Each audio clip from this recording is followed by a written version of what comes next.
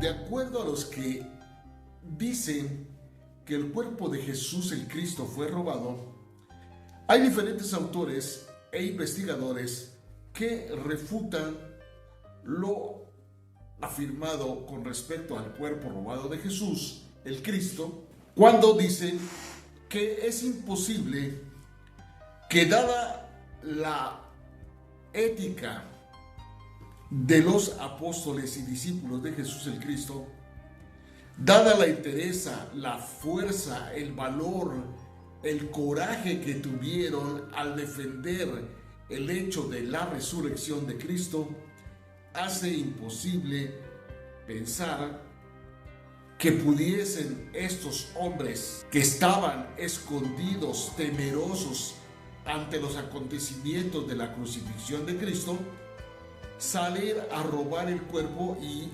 enfrentarse a la guardia romana y someterse y exponerse a la ira de la ley romana por haber roto el sello que cubría el sepulcro, aparte de que era imposible mover la piedra. Entonces definitivamente eso no es posible comprobarlo. Ahora, incluso hay una teoría que dice que las autoridades romanas y las judías movieron el cuerpo de Jesús el Cristo. No es una explicación sensata como la del cuerpo robado, porque definitivamente si las autoridades romanas o judías hubiesen tenido el cuerpo de Jesús el Cristo, pues simple y llanamente lo hubieran expuesto delante de todos. Si ellos hubieran tenido el cuerpo o supieran dónde estaba, pues simple y llanamente, cuando los discípulos empezaron a afirmar lo de la resurrección de Cristo, ellos hubiesen mostrado verídicamente y vehementemente que no había tal resurrección, porque ellos tenían el cuerpo en su poder. Por lo tanto, hubiesen acallado todo lo relacionado a la predicación de la resurrección de Cristo por parte de los apóstoles y por parte de los discípulos que estuvieron en esos acontecimientos. Ellos hubieran podido decir: no hay tal resurrección porque el cuerpo lo tenemos nosotros, aquí está, y lo hubieran podido enseñar y mostrar sin ningún tipo de problema. O también hubieran podido decir dónde se encontraba el cuerpo, cosa que no sucedió, porque hubiese sido muy fácil colocar el cuerpo en una carroza y exhibirlo por todo Jerusalén. Hubieran podido hacer sin ningún problema. Es imposible creer que los discípulos de Cristo y sus apóstoles hubieran podido crear una historia de la resurrección de Cristo de una manera simple. No hubiese sido posible crear esta historia, sobre todo porque había muchos testigos presenciales.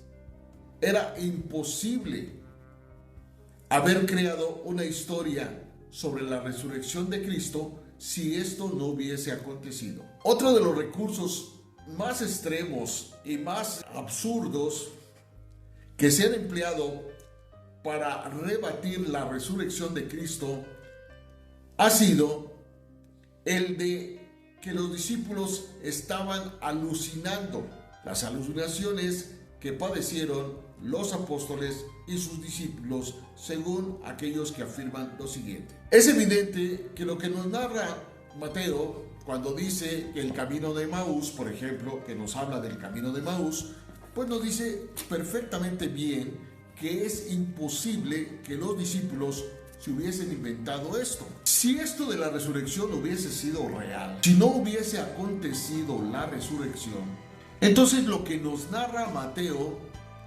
28 acerca de la resurrección sería una completa y absoluta mentira. Pero esta mentira hubiese podido ser perfectamente desmentida si no hubiese sido tal y como nos lo narra Mateo 28. Veamos lo que dice Mateo 28. Pasado el día de reposo al amanecer del primer día de la semana, fueron María Magdalena y la otra María a ver el sepulcro. De pronto hubo un gran terremoto porque un ángel del Señor descendió del cielo y acercándose removió la piedra y se sentó sobre ella. Su aspecto era como un relámpago y su vestido blanco como la nieve. De miedo de él, los guardas temblaron y se quedaron como muertos, lo que implica que los guardas estaban ahí. No se escaparon ni se escondieron como habían dicho.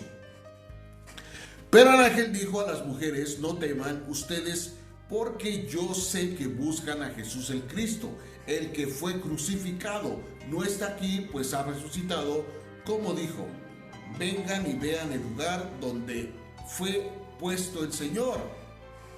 Y vayan pronto y digan a los discípulos que ha resucitado de los muertos y va delante de ustedes a Galilea, ahí lo verán. Yo ya se los he dicho. Aquí está claro, pero veamos que nos lo confirma Marcos en el capítulo 16 del 1 al 8, Lucas en el capítulo 24 del 1 al 12 y Juan en el capítulo 20 del 1 al 10. Lo que implica que estos 4 evangelios coinciden en hablar de la resurrección de Cristo. Entonces, no hay absolutamente ninguna duda. Pero tenemos que preguntarnos, ¿cuál es el propósito de negar, primero, que Jesús el Cristo es nuestro Dios, nuestro Señor y Salvador? Segundo, que jamás estuvo en esta tierra. Tercero, que es imposible creer en Él porque no existió. Cuarto, que evidentemente es producto de libros de cuentos como se considera la Biblia. La única razón que podemos encontrar es que hoy, en pleno siglo XXI, todavía hay pueblos que están esperando al Mesías. Lo que significa que el propósito principal de toda esta información es que no aceptemos a Cristo como nuestro Dios, nuestro Señor y nuestro Salvador. Y desafortunadamente, las mismas iglesias que proclaman creer en Jesús el Cristo están siendo utilizadas para llevar a sus seguidores a las tinieblas de no reconocer a Cristo como nuestro Dios, nuestro Señor y nuestro Salvador. Y la palabra de Dios es clara en Juan cuando dice, en el capítulo 1 de Juan, que nos muestra a Jesús el Cristo como Dios, que es justamente lo que hace el Evangelio de Juan, mostrarnos claramente cómo Jesús el Cristo es Dios. Y por eso empieza de la siguiente manera. En el principio era el verbo estaba con Dios y el verbo era Dios. ¿Quién era el verbo? Jesús el Cristo. Este estaba en el principio con Dios. En el Génesis aparece juntamente con el Espíritu Santo.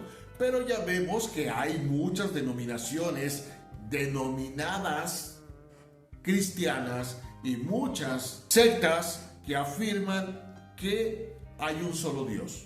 Y sí, efectivamente, hay un solo Dios, como hay un solo hombre. Pero ese hombre tiene un espíritu, tiene un alma y tiene un cuerpo. Lo mismo que Dios es Padre, Dios es Hijo y Dios es Espíritu Santo. Pero hay diferentes corrientes que tienen la intención de que nosotros no caigamos en la cuenta de que es imprescindible por lo que dice Juan. Mire lo que dice Juan. Dice, la luz verdadera que alumbra a todo hombre venía a este mundo. La luz verdadera, en el versículo 9 dice, la luz verdadera que alumbra a todo hombre, varón y hembra, o varón y varona, como quieran ustedes decirlo, venía a este mundo. En el mundo estaba y el mundo fue hecho por medio de él. Nada de lo que existe fue hecho sin él, sin Cristo.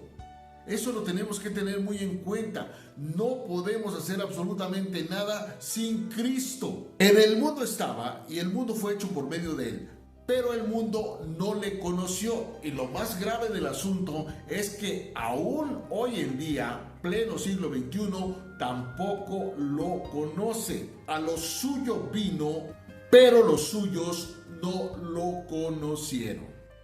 ¿Por qué dice a lo suyo vino, pero los suyos no lo conocieron? Deberíamos tomar en cuenta toda esta información que es valiosísima. En otra versión, en el versículo 9 dice: esa luz verdadera, la que alumbra a todo ser humano, ahí están contemplados los dos géneros, porque no hay más, venía a este mundo. Él, que era la luz, ya estaba en el mundo, y el mundo fue creado por medio de él, pero el mundo no lo reconoció.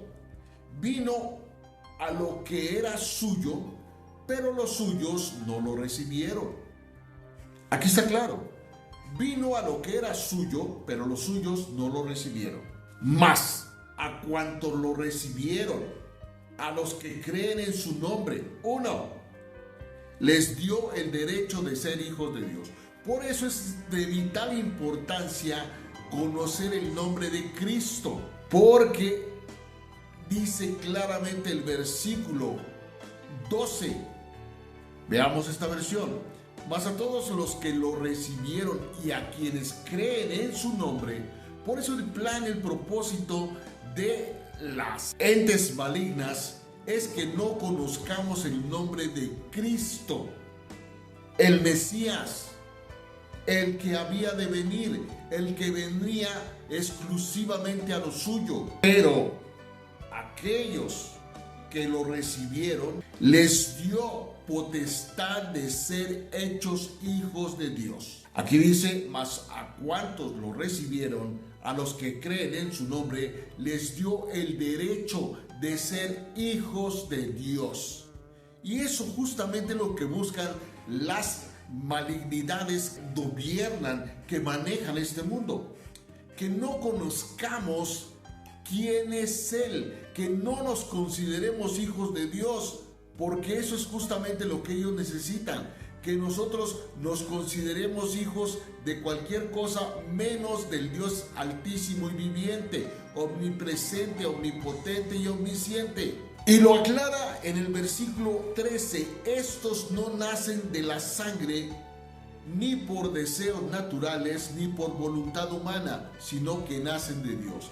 Y eso es justamente lo que nos están queriendo impedir que conozcamos, que somos hijos de Dios y que somos hijos de un Dios omnipotente, que todo lo puede, omnisciente, que todo lo sabe, omnipresente, que está en todas partes, que es altísimo y que vive, que está vivo, no está crucificado, no se quedó en la cruz, está vivo y ahora, como dice, está sentado a la diestra del Dios Todopoderoso. Romanos dice claramente: sentado a la diestra del Todopoderoso. Romanos 8. El Verbo, es decir, Dios, se hizo hombre y habitó entre nosotros, y hemos contemplado su gloria, gloria que corresponde al Hijo unigénito del Padre, lleno de gracia y de verdad. Y eso es lo que no quieren que conozcamos. La gracia, vivir en la gracia es totalmente diferente a vivir en la misericordia. Y eso es lo que están buscando por todos los medios, que no nos resplandezca la luz del Evangelio, y por eso los mismos evangélicos hablan en el nombre de Jesús, pero Jesús no es el que resucitó de los muertos. El que resucitó de los muertos fue el Cristo, el Mesías. Esa es la grande diferencia. Veamos lo que dice Romanos. Y Romanos lo dice clarísimamente, de una manera que no hay duda. Romanos 8 dice, en el versículo 14 del capítulo 8 de Romanos dice: sabemos que además, vamos a leer desde el versículo 11, para refutar a aquellos que dicen que el Espíritu no existe o que es una fuerza, pero que no es Dios. Y dice Romanos 8:11: si el Espíritu de aquel que levantó a Jesús el Cristo de entre los muertos vive entre nosotros, el mismo que levantó a Cristo de entre los muertos, también dará vida a nuestros cuerpos mortales por medio de su Espíritu Santo que vive en nosotros. Por tanto, tenemos una obligación, pero no es la de vivir conforme a la naturaleza de pecado que heredamos de Adán. Ya no tenemos por qué estar así, porque nosotros vivimos ahora conforme a Cristo.